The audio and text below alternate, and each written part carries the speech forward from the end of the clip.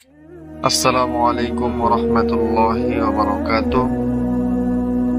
সম্মানিত দর্শক শ্রোতা মণ্ডলী, আমি আপনাদের সামনে আজকে আহসান মঞ্জিলের ইতিহাস সম্পর্কে কিছু আলোচনা করব। যে আহসান মঞ্জিল একটা জাদুঘরের একটা অংশ। আহসান মঞ্জিলে কি কি রয়েছে আর আহসান মঞ্জিল কত সালে প্রতিষ্ঠিত হয়েছে, এখানে কারা রয়েছেন, এই বিষয়ে একটু আলোচনা করব। আসুন আমরা ভিডিওটা লম্বা না করে ইতিহাসের পর্বের দিকে চলে যাই। 1859 সালে নওয়াব আব্দুল গনি প্রাসাদটি নির্মাণ শুরু করেন, যা 1872 সালে সমাপ্ত হয়। তার এই দীর্ঘ সময় সে প্রাসাদটি নির্মাণ করে।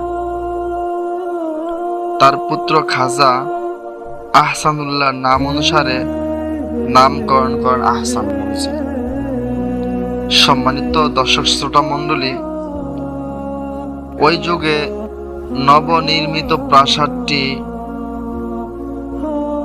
দুইটি নামকরণ করা হয়। প্রাসাদের একটার নামকরণ করা হয় রংমহল, আরেকটির নামকরণ করা হয় পুরাতন অন্দরমহল।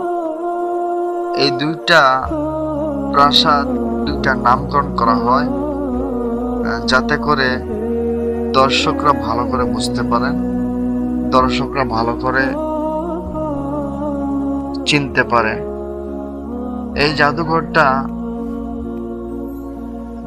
বর্তমান সরকার এমনভাবে সাজিয়েছেন, বাংলাদেশের প্রত্যেকটা জাদুঘরে যারা গিয়েছেন তারা দেখতে পারেন সেই ঐতিহ্য, সেই গ্রামের কিছু চিত্র, সেই নবাবদের কিছু চিত্র, যেখানে নবাবরা শুইত, যেখানে নবাবরা বসবাস করত, যেই চৌকির মধ্যে তারা থাকতো, যেই রুমের মধ্যে তারা থাকতো, তারা কিভাবে খাইতো, কিভাবে চলতো, কি পড়তো তারা, তাদের সাথে কতজন লোক পাহারা ছিল, সকল কিছুই এখনো পর্যন্ত সে বিদ্যমান রয়েছে সেই জাদুঘরে।